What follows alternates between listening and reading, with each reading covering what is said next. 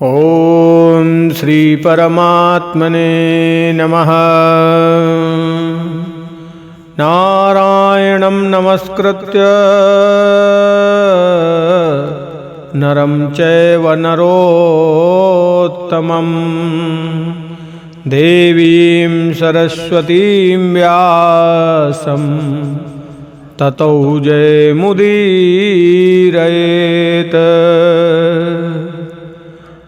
मार्कंडेय पुराण में वर्णित राजा हरिश्चंद्र का चरित्र।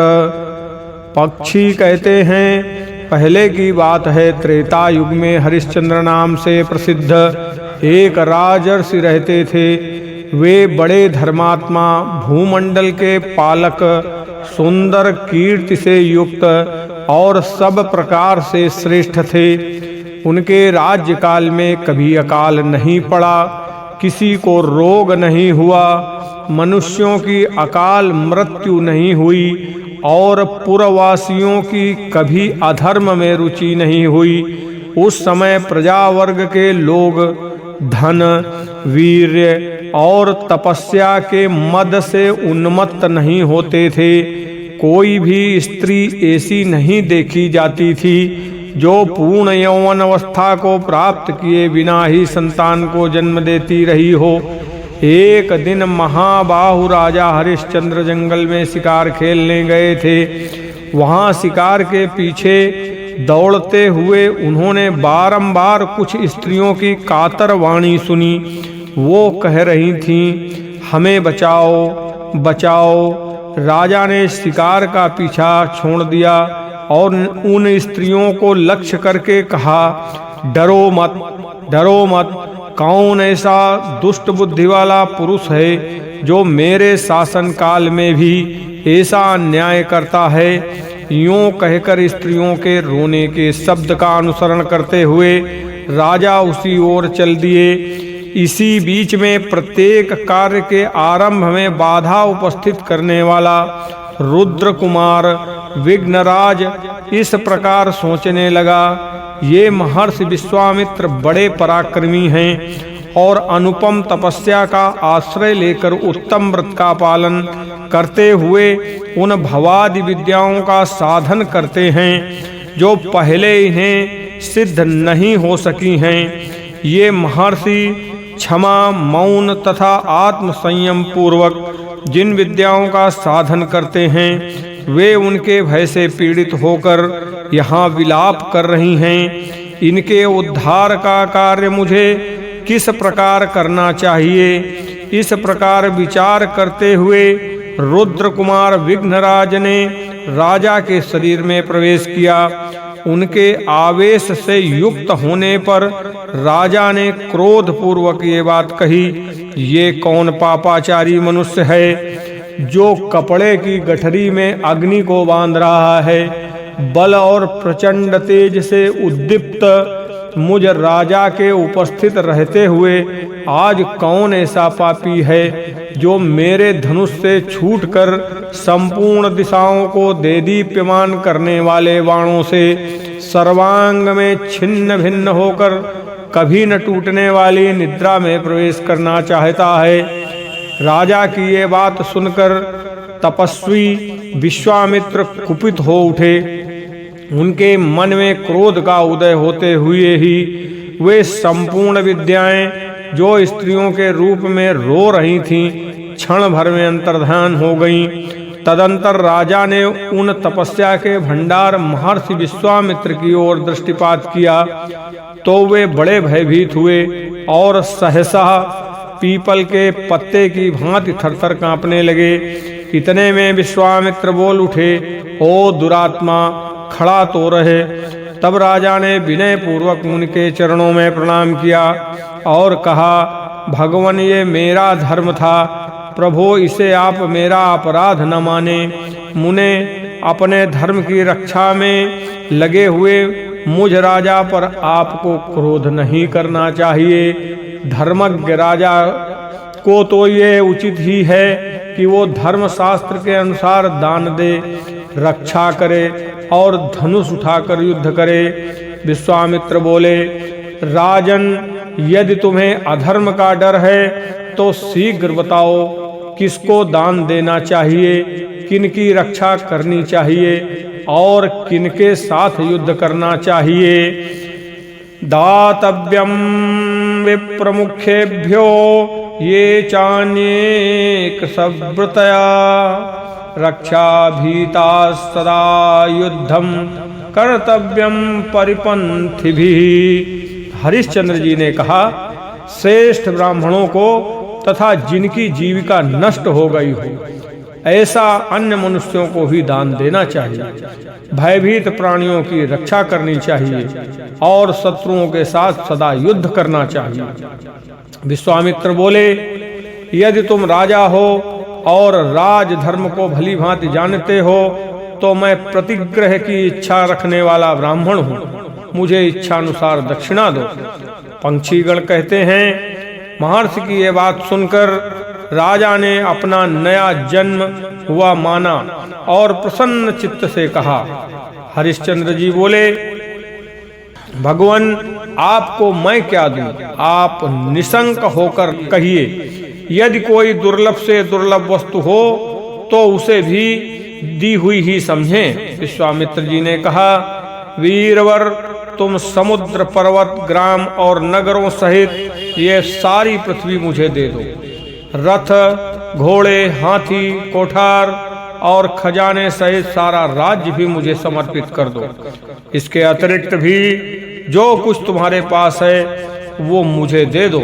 केवल अपनी स्त्री, पुत्र और शरीर को अपने पास रख लो, साथ ही अपने धर्म को भी तुम ही रखो, क्योंकि वो सदा कर्ता के ही साथ रहता है, परलोक में जाने पर भी वो साथ जाता है।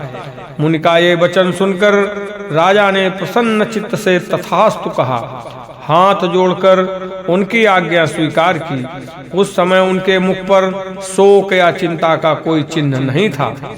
विश्वामित्र जी बोले, राजर्षि, यदि तुमने अपना राज्य, पृथ्वी, सोना, सेना और धन आदि सर्वस्व मुझे समर्पित कर दिया तो मुझ तपस्वी के इस राज्य में रहते किसका प्रभुत्व रहा।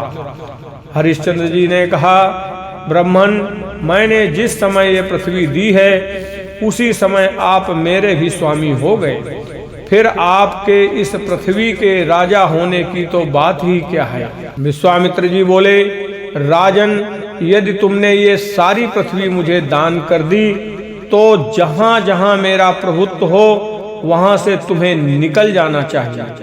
करधनी आदि समस्त आभूषणों का संग्रह यहीं छोड़कर तुम वल्कल वस्त्र लपेट लो और अपनी पत्नी तथा पुत्र के साथ चले जाओ। बहुत अच्छा कहकर राजा हरिश्चंद्र अपनी पत्नी शैव्या तथा पुत्र रोहिताश्व को साथ ले वहां से जाने लगे। उस समय विश्वामित्र ने उनका मार्ग रोककर कहा, मुझे राजसूय यज्ञ की दक्षिणा दिए बिना ही तुम कहां जा रहे हो। हरिश्चंद्र बोले, भगवान, ये अकंटक राज्य तो मैंने आपको दे ही दिया, अब तो मेरे पास ये 3 शरीर ही शेष बचे हैं। विश्वामित्र ने कहा, तो भी तुम्हें मुझे यज्ञ की दक्षिणा तो देनी ही चाहिए। विशेषतः ब्राह्मणों को कुछ देने की प्रतिज्ञा करके यदि न दिया जाए तो वो प्रतिज्ञा भंग का दोष उस व्यक्ति का नाश कर डालता है। राजन, राजसूय यज्ञ में ब्राह्मणों को जितने से संतोष हो उस यज्ञ की उतनी ही दक्षिणा देनी चाहिए। तुमने ही पहले प्रतिज्ञा की है कि देने की घोषणा कर देने पर अवश्य देना चाहिए। आतताइयों से युद्ध करना चाहिए तथा आर्त जनों की रक्षा करनी चाहिए। हरिश्चंद्र जी बोले, भगवान, इस समय मेरे पास कुछ भी नहीं है, समय अनुसार अवश्य आपको दूंगा। विश्वामित्र ने कहा, राजन, इसके लिए मुझे कितने समय तक प्रतीक्षा करनी होगी, शीघ्र बताओ। हरिश्चंद्र जी बोले, ब्रह्मर्षि, मैं 1 महीने में आपको दक्षिणा के लिए धन दूंगा। इस समय मेरे पास धन नहीं है, अतः मुझे जाने की आज्ञा दीजिए। विश्वामित्र जी ने कहा, नृपश्रेष्ठ, जाओ जाओ, अपने धर्म का पालन करो, तुम्हारा मार्ग कल्याणमय हो। पक्षी कहते हैं, विश्वामित्र ने जब जाओ कहकर जाने की आज्ञा दी, तब राजा हरिश्चंद्र नगर से चले। उनके पीछे उनकी प्यारी पत्नी शैव्या भी चली, जो पैदल चलने के योग्य कदापि नहीं थी। रानी और राजकुमार सहित राजा हरिश्चंद्र को नगर से निकलते देख उनके अनुयायी सेवक गण तथा पुरवासी मनुष्य विलाप करने लगे। हा नाथ, हम पीड़ितों का आप क्यों परित्याग कर रहे हैं? राजन, आप धर्म में तत्पर रहने वाले तथा पुरवासियों पर कृपा रखने वाले हैं। राजर्षे, यदि आप धर्म समझें तो हमें भी अपने साथ ले चलें। महाराज, 2 घड़ी तो ठहर जाइए, हमारे नेत्र रूपी भ्रमर आपके मुखारविंद की रूप सुधा का पान कर ले। फिर हमें कब आपके दर्शन का सौभाग्य प्राप्त होगा?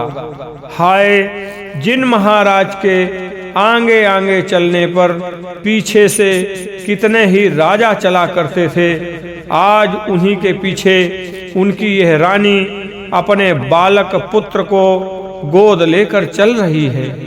यात्रा के समय जिनके सेवक भी हाथियों पर बैठकर आगे जाते थे, वे ही महाराज हरिश्चंद्र आज पैदल चल रहे हैं। हा राजन, मनोहर भौहों, चिकनी त्वचा तथा ऊंची नासिका से सुशोभित आपका सुकुमार मुख मार्ग में धूल से धूसरित एवं क्लेश युक्त होकर न जाने कैसी दशा को प्राप्त होगा। नृपश्रेष्ठ, ठहर जाइए, ठहर जाइए, यहीं अपने धर्म का पालन कीजिए।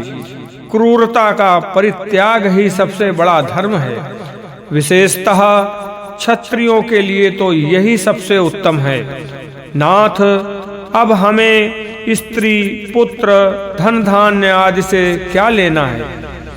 ये सब छोड़कर हम लोग आपके साथ छाया की भांति रहेंगे।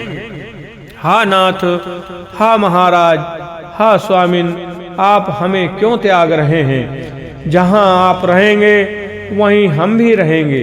जहाँ आप हैं वहीं सुख है, जहाँ आप हैं वहीं नगर है, और जहाँ हमारे महाराज आप हैं वहीं हमारे लिए स्वर्ग है। पुरवासियों की ये बातें सुनकर राजा हरिश्चंद्र शोकमग्न हो उन पर दया करने के लिए ही मार्ग में उस समय ठहर गए। विश्वामित्र ने देखा राजा का चित्त पुरवासियों के वचनों से व्याकुल हो उठा है। तब वे उनके पास आ पहुंचे और रोष तथा अमर्ष से आंखें फाड़कर बोले, अरे तू तो बड़ा दुराचारी, झूठा और कपटपूर्ण बातें करने वाला है।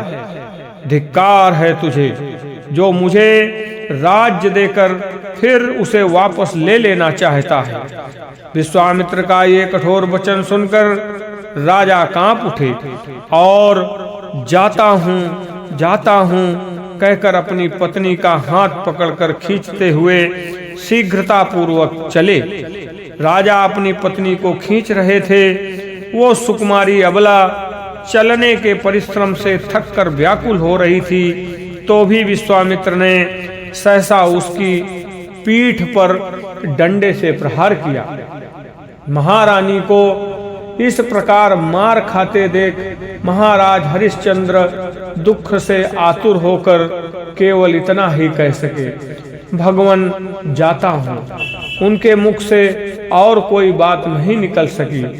उस समय परम दयालु 5 विश्वे देव आपस में इस प्रकार कहने लगे, ओह, ये विश्वामित्र तो बड़ा पापी है, न जाने किन लोकों में जाएगा। इसने यज्ञकर्ताओं में श्रेष्ठ इन महाराज को अपने राज्य से नीचे उतार दिया है। विश्वे देवों की ये बात सुनकर विश्वामित्र को बड़ा रोष हुआ। उन्होंने उन सबको शाप देते हुए कहा, तुम सब लोग मनुष्य हो जाओ। फिर उनके अनुनय विनय से प्रसन्न होकर उन महामुनि ने कहा, मनुष्य होने पर भी तुम्हारे कोई संतान नहीं होगी, तुम विवाह भी नहीं करोगे, तुम्हारे मन में किसी के प्रति ईर्ष्या और द्वेष भी नहीं होगा, तुम पुनः काम क्रोध से मुक्त होकर देवत्व को प्राप्त कर लोगे। तदंतर वे विश्वे देव अपने अंश से कुरुवंशियों के घर में अवतीर्ण हुए। वे ही द्रौपदी के गर्भ से उत्पन्न पांचों पांडव कुमार थे। महामुनि विश्वामित्र के शाप से ही उनका विवाह नहीं हुआ। जैमिनी, इस प्रकार हमने पांडव कुमारों की कथा से संबंध रखने वाली बातें तुम्हें बतला दी। अब और क्या सुनना चाहते हो? आप लोगों ने क्रमशः मेरे प्रश्नों के उत्तर में ये सारी बातें बताई। अब मुझे हरिश्चंद्र की शेष कथा सुनने के लिए बड़ा कौतूहल हो रहा है। अहो, उन महात्मा ने बहुत बड़ा कष्ट उठाया। श्रेष्ठ पक्षियों, क्या उन्हें इस दुख के अनुरूप ही कोई सुख भी कभी प्राप्त हुआ? पक्षियों ने कहा, विश्वामित्र की बात सुनकर राजा दुखी हो धीरे धीरे आगे बढ़े। उनके पीछे नन्हे से पुत्र को गोद लिए रानी शैव्या चल रही थी। दिव्य वाराणसी पुरी के पास पहुंचकर राजा ने विचार किया कि ये काशी मनुष्य की भोग्य भूमि नहीं है, इस पर केवल शूलपाणि भगवान शंकर का अधिकार है, अतः ये मेरे राज्य से बाहर है। ऐसा निश्चय करके दुख से पीड़ित हो उन्होंने अपनी अनुकूल पत्नी के साथ पैदल ही काशी में प्रवेश किया। पुरी में प्रवेश करते ही उन्हें महर्षि विश्वामित्र सामने खड़े दिखाई दिए। उन्हें उपस्थित देख राजा हरिश्चंद्र हाथ जोड़कर विनीत भाव से खड़े हो गए और बोले, मुने, ये मेरे प्राण, ये पुत्र और ये पत्नी यहाँ प्रस्तुत हैं। इनमें से जिसकी आपको आवश्यकता हो उसे उत्तम अर्घ्य के रूप में स्वीकार कीजिए, अथवा हम लोग यदि आपकी और कोई सेवा कर सकते हों तो उसके लिए भी आज्ञा दीजिए। विश्वामित्र जी बोले, राजर्षि, आज 1 मास पूर्ण हो गया। यदि आपको अपनी बात का स्मरण हो तो मुझे राजसूय यज्ञ के लिए दक्षिणा दीजिए। हरिश्चंद्र ने कहा, तपोधन, अभी आज ही महीना पूरा हो रहा है, इसमें आधा दिन शेष है, इतने समय तक और प्रतीक्षा कीजिए, अब अधिक देरी नहीं होगी। विश्वामित्र बोले, महाराज, ऐसा ही सही, मैं फिर आऊंगा। यदि आज मुझे दक्षिणा न दोगे तो मैं तुम्हें शाप दूंगा। यूं कहकर विश्वामित्र चले गए। उस समय राजा इस चिंता में पड़े कि पहले स्वीकार की हुई दक्षिणा मैं इन्हें किस प्रकार दूं? क्या मैं अपने प्राण त्याग दूं? इस अकिंचन दशा में किधर जाऊं? यदि प्रतिज्ञा की हुई दक्षिणा दिए बिना ही मर जाऊं तो ब्राह्मण के धन का अपहरण करने के कारण पापात्मा समझा जाऊंगा और मुझे अधम से अधम कीट योनि में जन्म लेना पड़ेगा, अथवा ये दक्षिणा चुकाने के लिए अपने को बेचकर किसी की दास्ता स्वीकार कर लूं। बस अपने को बेचना ही ठीक है। राजा हरिश्चंद्र अत्यंत व्याकुल एवं दीन होकर नीचा मुख किए जब इस प्रकार चिंता कर रहे थे, उस समय उनकी पत्नी ने नेत्रों से आंसू बहाते हुए गदगद वाणी में कहा, महाराज, चिंता छोड़िए, अपने सत्य की रक्षा कीजिए। जो मनुष्य सत्य से विचलित होता है वो स्मशान की भांति त्याग देने योग्य है। नरश्रेष्ठ पुरुष के लिए अपने सत्य की रक्षा से बढ़कर दूसरा कोई धर्म नहीं। जिसका वचन निरर्थक मिथ्या हो जाता है उसके अग्निहोत्र, स्वाध्याय तथा दान आदि संपूर्ण कर्म निष्फल हो जाते हैं। धर्मशास्त्रों में बुद्धिमान पुरुषों ने सत्य को ही संसार सागर से तारने के लिए सर्वोत्तम साधन बताया है। इसी प्रकार जिनका मन अपने वश में नहीं है, ऐसे पुरुषों को पतन के गर्त में गिराने के लिए असत्य को ही प्रधान कारण बताया गया है। त्यज चिंतां महाराज स्वसत्यम् अनुपालय श्मशानवद्वर्जनीयो नरसत्यबहिष्कृतः नातः परतरं धर्मम् वदन्ति पुरुषस्य तु यादृशं पुरुषव्याघ्र स्वसत्य परिपालनम।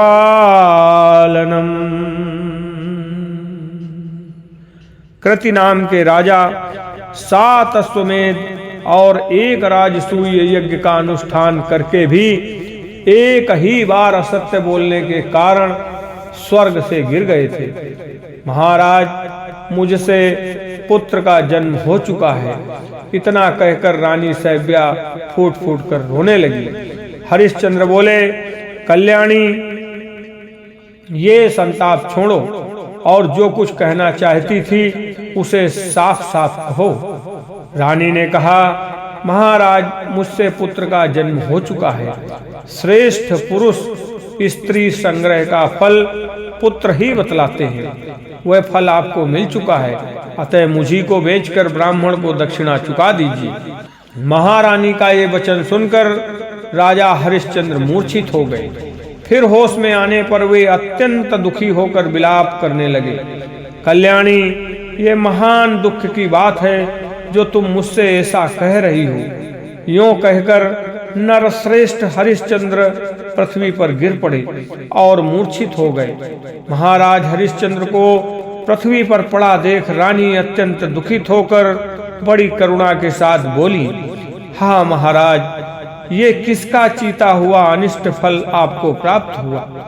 आप तो रंक नामक मृग के रोए से बने हुए कोमल एवं चिकने वस्त्र पर शयन करने योग्य हैं, किंतु आज भूमि पर पड़े हैं। जिन्होंने करोड़ों से भी अधिक गोधन ब्राह्मणों को दान दिया है, वे ही ये मेरे प्राणनाथ महाराज इस समय धरती पर सो रहे हैं। हाय, कितने कष्ट की बात है। अरे ओ दुर्दैव, इन महाराज ने आपका क्या बिगाड़ा था, जो इंद्र और भगवान विष्णु के तुल्य होकर भी ये यहाँ मूर्छित दशा में पड़े हैं। इतना कहकर सुंदरी शैव्या पति के दुखों के असह्य बोझ से पीड़ित हो स्वयं भी गिरकर मूर्छित हो गई। इसी बीच में महातपस्वी विश्वामित्र जी भी आ धमके। उन्होंने राजा हरिश्चंद्र को मूर्छित होकर भूमि पर पड़ा देख उन पर जल के छींटे डाले और इस प्रकार कहा, राजेंद्र, उठो उठो, यदि तुम्हारी दृष्टि धर्म पर हो तो मुझे पूर्वोक्त दक्षिणा दे दो। सत्य से ही सूर्य तप रहा है, सत्य पर ही पृथ्वी टिकी हुई है। सत्य भाषण सबसे बड़ा धर्म है, सत्य पर ही स्वर्ग प्रतिष्ठित है। 1000 अश्वमेध और 1 सत्य को यदि तराजू पर तोला जाए तो 1000 अश्वमेध से सत्य ही भारी सिद्ध होगा। अग्निहोत्रमधीतं वा दानाध्याश्चाखिलः क्रियाः भजन्ते तस्य वैफल्यम् यस्य वाकमकारणम् सत्यम् अत्यन्तमुदितम् धर्मशास्त्रेषु धीमताम् तारणायानृतं तद्वत् पातनाया कृतात्मनाम् सत्येनार्का प्रतपति सत्ये तिष्ठति मेदिनी। सत्यं चोक्तं परो धर्मा स्वर्गसत्ये प्रतिष्ठितः। अश्वमेधसहस्रं च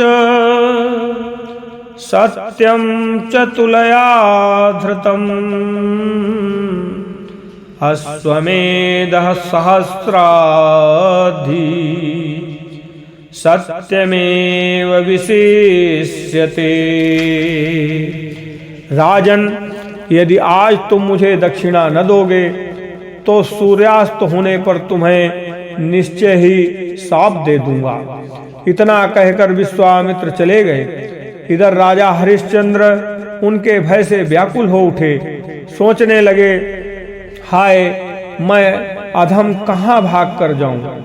उनकी दशा क्रूर स्वभाव वाले धनी से पीड़ित निर्धन पुरुष की सी हो रही थी।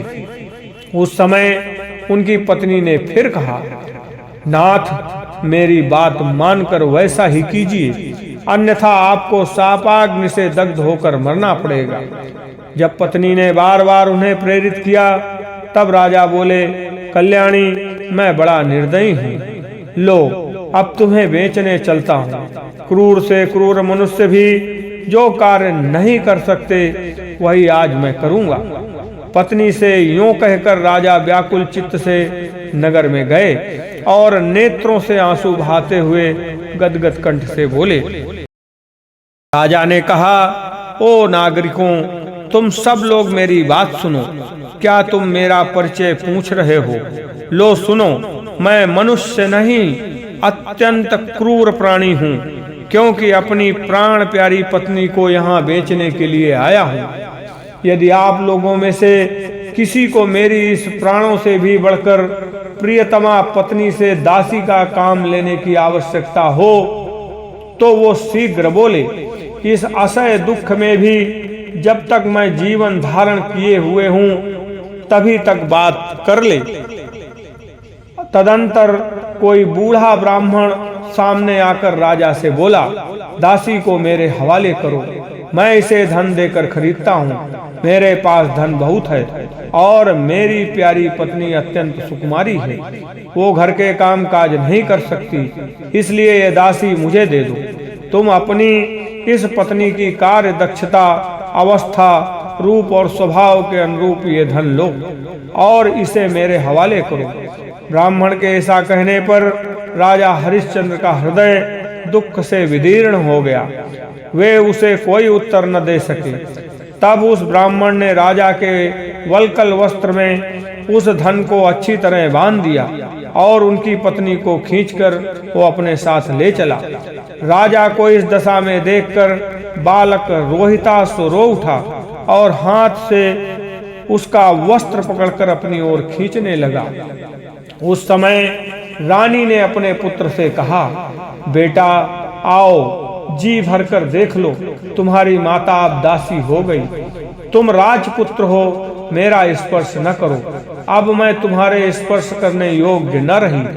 फिर सहसा अपनी माता को खींचकर ले जाए जाते हुए देख बालक रोहिताश्व माँ माँ कहकर रोता हुआ दौड़ा।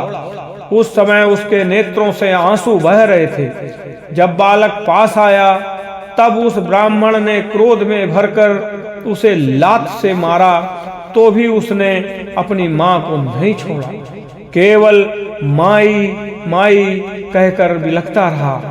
तब रानी ने ब्राह्मण से कहा, स्वामिन, आप मुझ पर कृपा कीजिए, इस बालक को भी खरीद लीजिए। यद्यपि आपने मुझे खरीद लिया है तथापि इस बालक के बिना मैं आपके कार्य को अच्छी तरह नहीं कर सकती।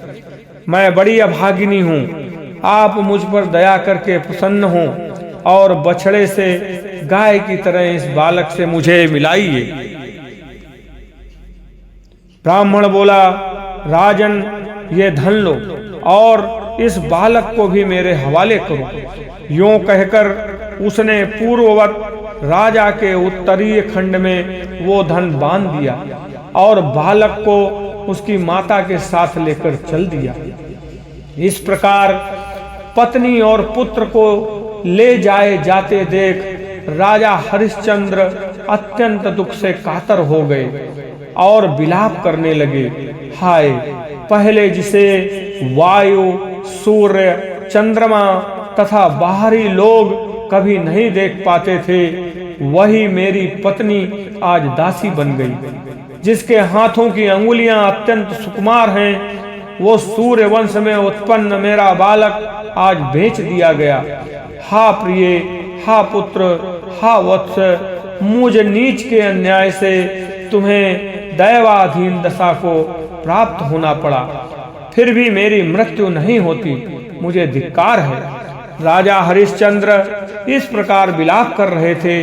इतने में ही वो ब्राह्मण उन दोनों को साथ ले ऊंचे ऊंचे वृक्ष और ग्रह आदि की ओट में छिप गया।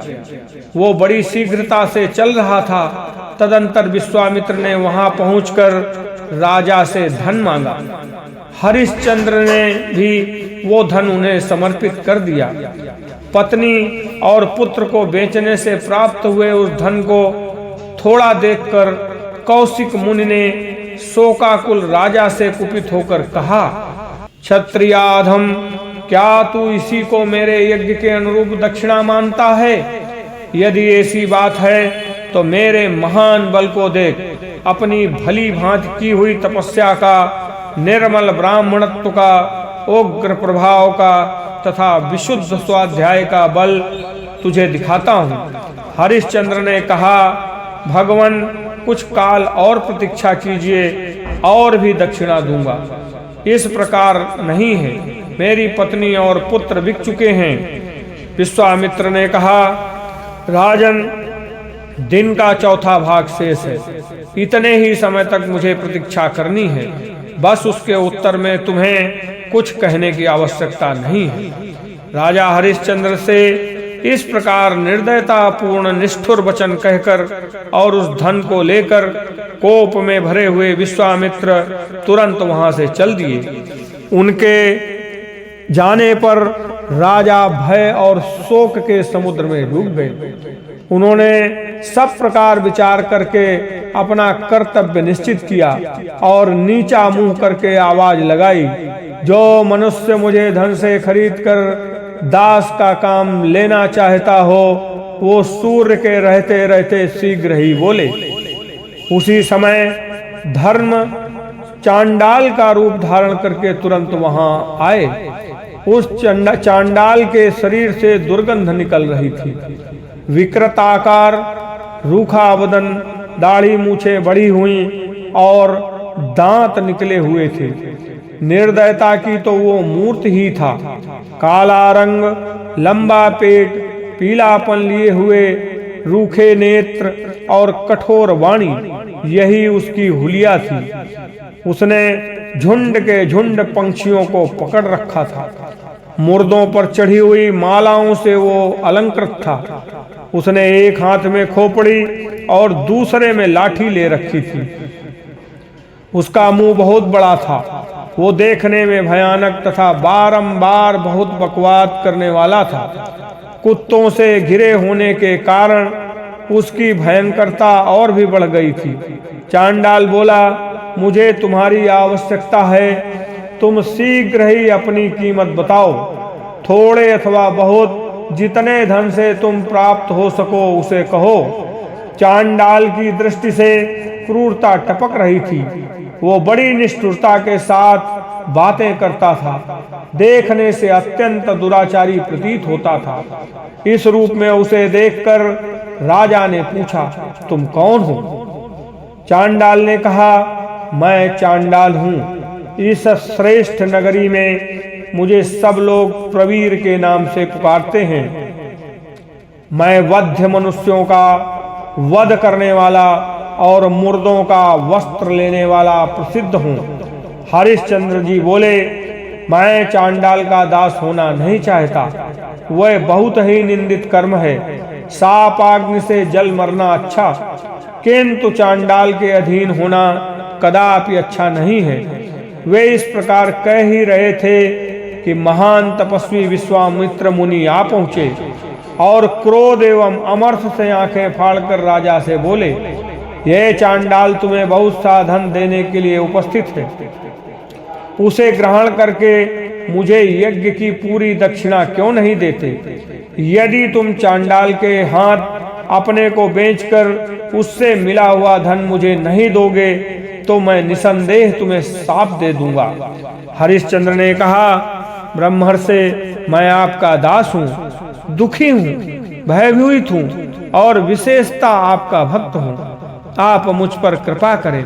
चांडाल का संपर्क बड़ा ही निंदनीय है।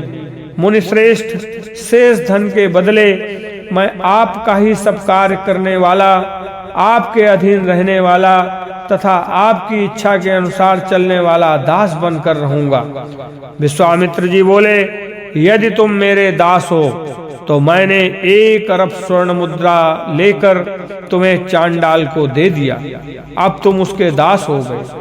मुनि के ऐसा कहने पर चांडाल मन ही मन बहुत प्रसन्न हुआ। उसने विश्वामित्र को धन देकर राजा को बांध लिया और उन्हें डंडों की मार से अचेत सा करता हुआ वो अपने घर की ओर ले चला। उस समय राजा की इंद्रियां अत्यंत व्याकुल हो गई थीं। तदंतर राजा हरिश्चंद्र चांडाल के घर में रहने लगे। वे प्रतिदिन सवेरे, दोपहर और शाम को निम्नांकित बातें गुनगुनाया करते थे।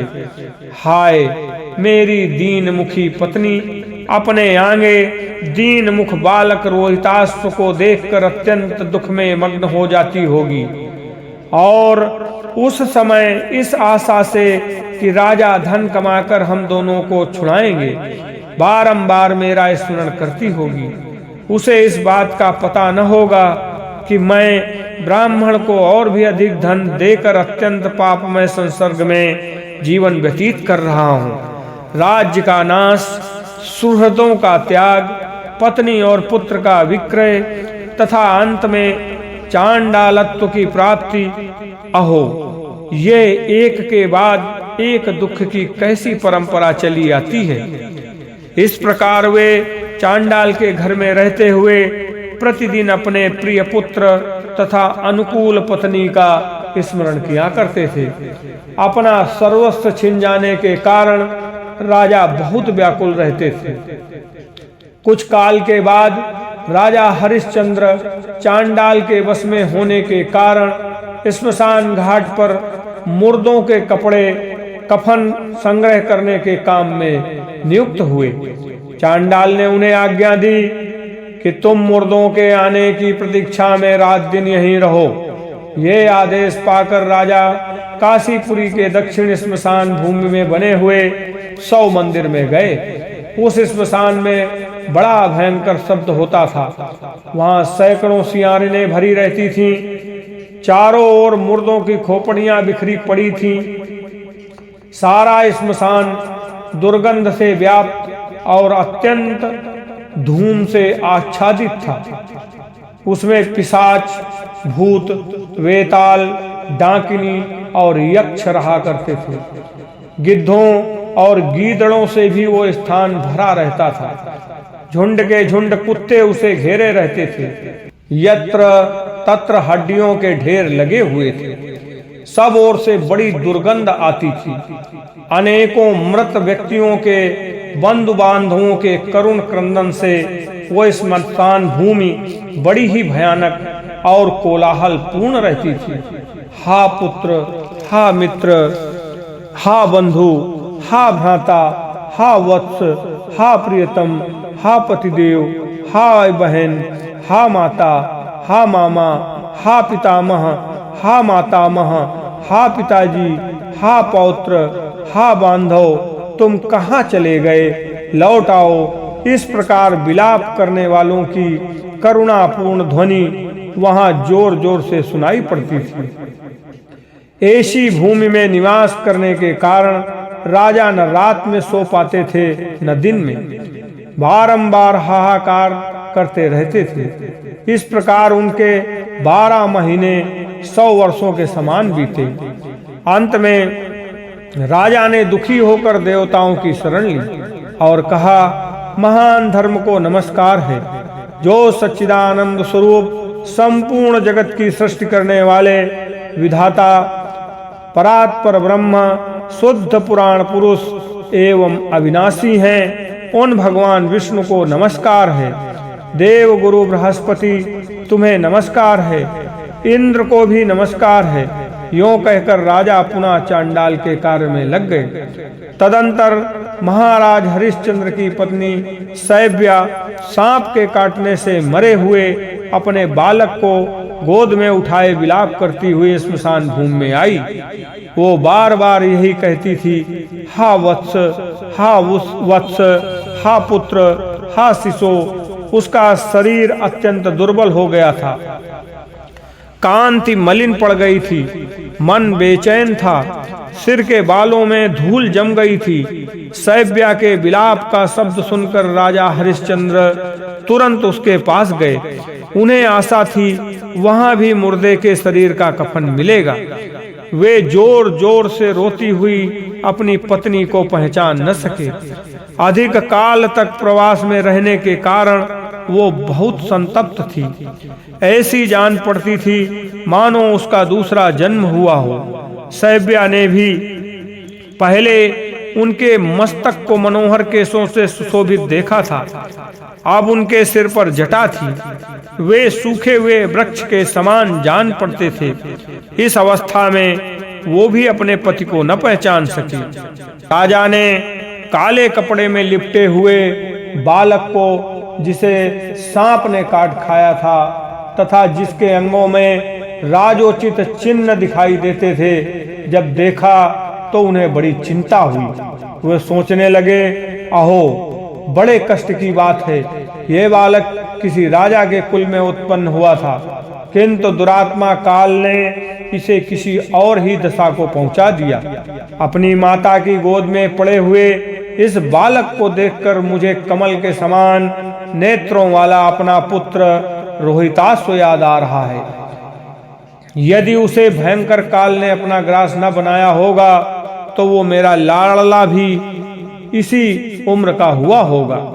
इतने में ही रानी ने विलाप करते हुए कहा, हा वत्स, किस पाप के कारण ये अत्यंत भयंकर दुख आ पड़ा है, जिसका कभी अंत ही नहीं आता। हा प्राणनाथ, आप कहाँ हैं? ओ विधाता, तूने राज्य का नाश किया, सुहृदों से विछोह कराया और स्त्री तथा पुत्र को भी बिकवा दिया। अरे तूने महर्षि हरिश्चंद्र की कौन सी दुर्दशा नहीं की। रानी का ये वचन सुनकर अपने पथ से भ्रष्ट हुए राजा हरिश्चंद्र ने अपनी प्राण प्यारी पत्नी तथा मृत्यु के मुख में पड़े हुए पुत्र को पहचान लिया। ओह कितने कष्ट की बात है, ये सैव्या है इस अवस्था में, और यह वही मेरा पुत्र है। यों कहते हुए वे दुख से संतप्त होकर रोते रोते मूर्छित हो गए। इस अवस्था में पहुंचे हुए राजा को पहचान कर रानी को भी बड़ा दुख हुआ। वो भी मूर्छित होकर धरती पर गिर पड़ी। उसका शरीर निश्चेष्ट हो गया। फिर थोड़ी देर बाद होश में आने पर महाराज और महारानी दोनों साथ ही साथ शोक के भार से पीड़ित एवं संतप्त हो विलाप करने लगे। राजा ने कहा, हा वत्स, सुंदर नेत्र, भौं, नासिका और बालों से युक्त तुम्हारा ये सुकुमार एवं दीन मुख देखकर मेरा हृदय क्यों नहीं विदीर्ण हो जाता। हा बेटा, तुम मेरे अंग प्रत्यंग से उत्पन्न तथा मन और हृदय को आनंद देने वाले थे, किंतु मुझ जैसे दुष्ट पिता ने तुम्हें एक साधारण वस्तु की भांति बेच डाला। हाय, दुर्दैव रूपी क्रूर सर्प ने सब प्रकार के साधन और वैभव से पूर्ण मेरे महान राज्य का अपहरण करके अब मेरे पुत्र को भी काट खाया। दैव रूपी सर्प से डसे हुए अपने पुत्र के मुख कमल को देखते हुए भी मैं इस समय उसी के भयंकर विष के प्रभाव से अंधा हो रहा हूँ। आंसू बहाते हुए गदगद कंठ से यूं कहकर राजा ने बालक को उठाकर छाती से लगा लिया और मूर्छा से निश्चेष्ट होकर पृथ्वी पर गिर पड़े। उस समय रानी इस प्रकार बोली, ये तो वही नरश्रेष्ठ जान पड़ते हैं, केवल स्वर से इनकी पहचान हो रही है। इसमें तनिक भी संदेह नहीं कि ये विद्वज्जनों के हृदय रूपी चकोर को आह्लादित करने वाले चंद्र रूप महाराज हरिश्चंद्र ही हैं। किंतु वे महाराज इस समय श्मशान में कैसे आ पहुंचे? अब शैव्या पुत्र शोक को भूलकर गिरे हुए पति को देखने लगी। पति और पुत्र दोनों की चिंता से पीड़ित, विस्मित एवं दीन हुई रानी जब पति की दशा का निरीक्षण कर रही थी, उस समय उसकी दृष्टि अपने स्वामी के उस दंड पर पड़ी जो बहुत ही घृणित एवं चांडाल के धारण करने योग्य था। ये देखते ही वो बेहोश होकर गिर पड़ी। फिर धीरे धीरे जब चेत हुआ तो गदगद वाणी में कहने लगी, ओ देव, तूने देवता के समान कांतिमान इन महाराज को चांडाल की दशा को पहुंचा दिया। तूने इनके राज्य का नाश, सुहृदों का त्याग और स्त्री पुत्र का विक्रय कराकर भी इन्हें नहीं छोड़ा। आखिर इन्हें राजा से चांडाल बना दिया। हा राजन, आज मैं आपके पास छत्र, झारी, चंवर और व्यजन कुछ भी नहीं देखती। ये विधाता का कैसा विपरीत भाव है। पूर्व में जिनके आगे आगे चलने पर कितने ही राजा सेवक बनकर अपनी चादरों से धरती बुहारा करते थे, वही महाराज अब दुख से पीड़ित हो इस अपवित्र श्मशान भूमि में विचरते हैं, जहाँ खोपड़ियों से सटे कितने ही मिट्टी के घड़े चारों ओर बिखरे पड़े हैं, जहाँ मृतकों की लाश से चर्बी गल गल कर पृथ्वी के सूखे दोनों में पड़ रही है। चिता की राख, अंगारे, अधजली हड्डियों और मज्जा के ढेर से यहाँ की भयंकरता बहुत बढ़ गई है। यहाँ से गृध्रों और गीदड़ों के भयंकर नाद सुनकर छोटे छोटे पंछी भाग गए हैं। चिता के धुएं से यहाँ की सारी दिशाएं काली दिखाई देती हैं। यों कहकर महारानी शैव्या महाराज हरिश्चंद्र के कंठ में लग गई तथा कष्ट एवं सैकड़ों प्रकार के शोक से आक्रांत हो आर्तवाणी में विलाप करने लगी। राजन, ये स्वप्न है या सत्य? महाभाग, आप इसे जैसा समझते हो बतलाइए। मेरा मन अचेत होता जा रहा है। रानी की ये बात सुनकर महाराज हरिश्चंद्र ने गर्म सांस ली और गदगदवाणी में अपने को चांडालत्व प्राप्त होने की सारी कथा कह सुनाई। उसे सुनकर रानी को बड़ा दुख हुआ और उसने गर्म सांस खींचकर बहुत देर तक रोने के पश्चात अपने पुत्र की मृत्यु की यथार्थ घटना निवेदित की। पुत्र के मरने की बात सुनकर राजा पुनः पृथ्वी पर गिर पड़े और विलाप करते हुए बोले, प्रिय, अब मैं अधिक दिनों तक जीवित रहकर क्लेश भोगना नहीं चाहता, परंतु मेरा अभाग्य तो देखो, मेरा आत्मा भी मेरे अधीन नहीं है। तुम मेरे अपराधों को क्षमा करना। मैं आज्ञा देता हूँ, तुम ब्राह्मण के घर चली जाओ। सुबह मैं राजपत्नी हूँ, इस अभिमान में आकर कभी उस ब्राह्मण का अपमान न करना। सब प्रकार के यत्न करके उसे संतुष्ट रखना, क्योंकि स्वामी देवता के समान होता है। रानी बोली, राजर्षे, मुझसे भी अब ये दुख का भार नहीं सहा जाता, अतः आपके साथ ही मैं भी चिता की जलती हुई आग में प्रवेश करूंगी। ये सुनकर राजा ने कहा, पतिव्रते, जैसी तुम्हारी इच्छा हो वैसा ही करो। तदंतर राजा ने चिता बनाकर उसके ऊपर अपने पुत्र को रखा और अपनी पत्नी के साथ हाथ जोड़कर सबके ईश्वर परमात्मा नारायण श्री हरि का स्मरण किया, जो हृदय रूपी गुफा में विराजमान है तथा जिनका वासुदेव, सुरेश्वर आदि अंतरहित ब्रह्म, कृष्ण, पीताम्बर एवं शुभ आदि नामों से चिंतन किया जाता है। उनके इस प्रकार भगवत स्मरण करने पर इंद्र आदि संपूर्ण देवता धर्म को अगुआ बनाकर तुरंत वहां आए और इस प्रकार बोले, राजन, हमारी बात सुनो। तुम्हारे स्मरण करने पर संपूर्ण देवता यहाँ उपस्थित हुए हैं। ये साक्षात पितामह ब्रह्मा जी हैं और ये स्वयं भगवान धर्म हैं। इनके सिवा साध्यगण, विश्वेदेव, मरुदगण और लोकपाल भी अपने वाहनों सहित पधारे हैं। नाग, सिद्ध, गंधर्व, रुद्र, अश्विनी कुमार तथा और भी बहुत से देवता यहाँ उपस्थित हुए हैं। साथ ही बाबा विश्वामित्र जी भी हैं। तत्पश्चात धर्म ने कहा, राजन, प्राण त्याग करने का साहस न करो। मैं साक्षात धर्म तुम्हारे पास आया हूँ। तुमने अपने क्षमा, इंद्रिय संयम तथा सत्य आदि गुणों से मुझे संतुष्ट किया है। इंद्र बोले, महाभाग हरिश्चंद्र, मैं इंद्र तुम्हारे पास आया हूँ। तुमने स्त्री पुत्र के साथ सनातन लोकों पर यह अधिकार प्राप्त किया है।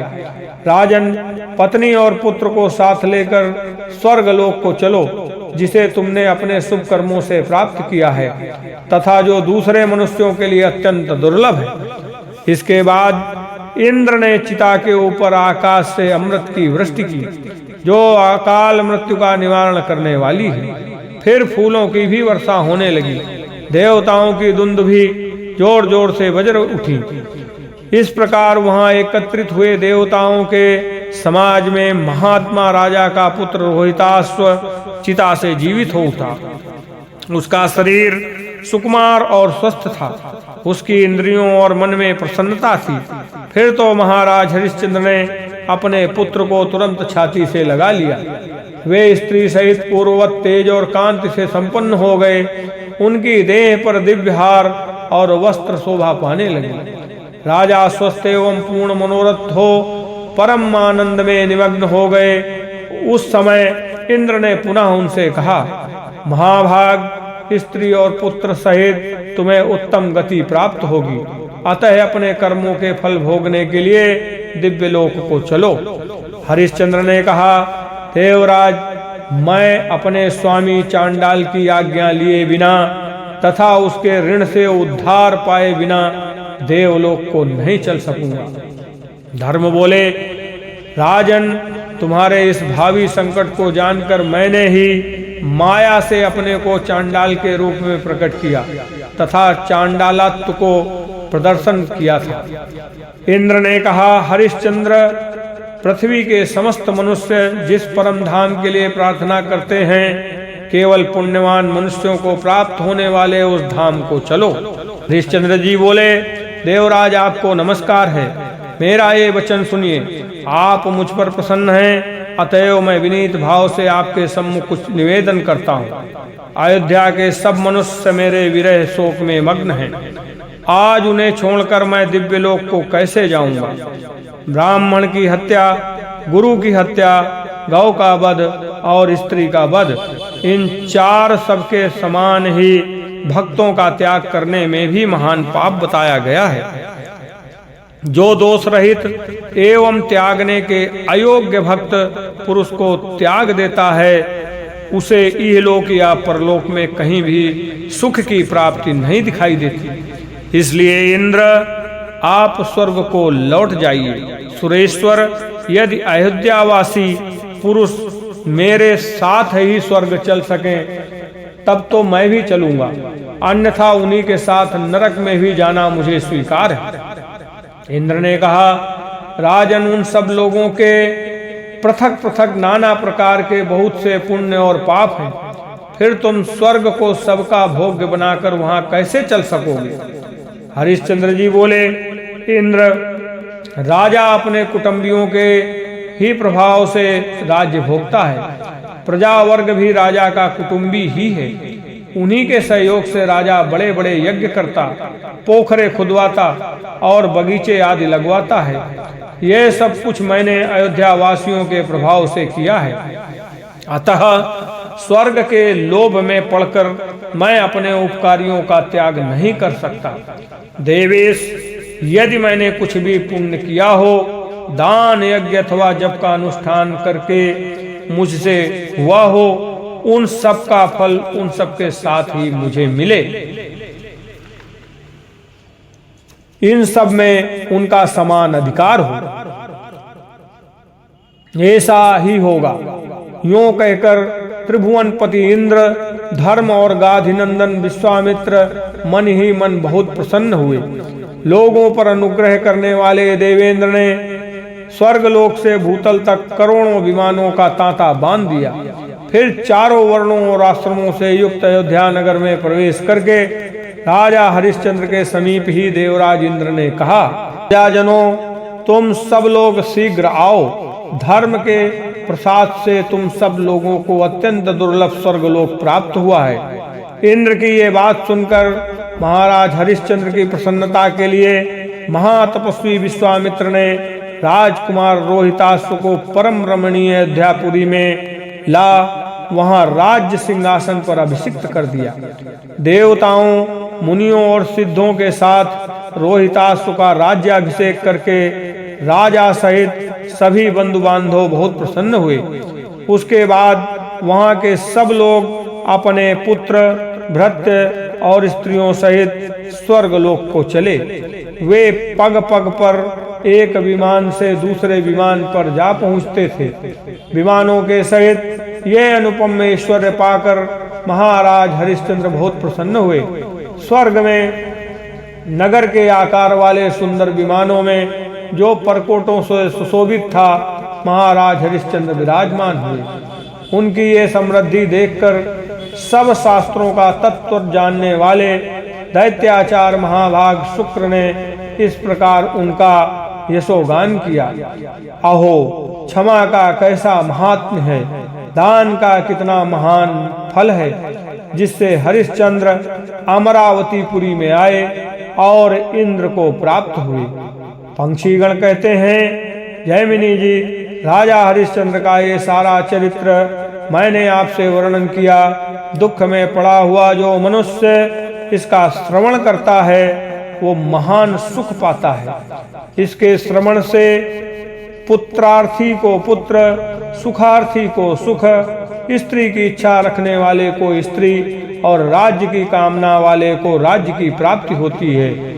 उसकी संग्राम में विजय होती है और वो कभी नरक में नहीं जाता। बोलो गोविंद भगवान की जय।